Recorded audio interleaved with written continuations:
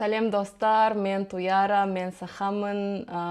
Мен 6-шы сыныпта оқығанда біз достарымызбен бір-бірімізге әл түрлі музыка, әндерді флешкамен бердік. Кейін оларды мектепте MP3-де, MP3-те тыңдадық. Сол кезде мен алғашқы рет қазақ әндерін естідім. Екі ән. Бірінші сені алғашқы рет көргенде жаным, жүрегімнің бөлегі екеніңді бірден білдім.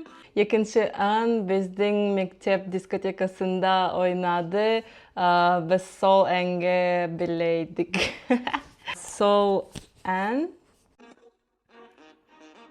сөзімді бастайын, ақырына айтып тастайын. Менің атым диджей Азамат, бұл рэп сендерге арналған. Саха жерінде дискотекада бұл ән. Бірақ сол кезде мен бұл қазақ тілі екенін білмедім.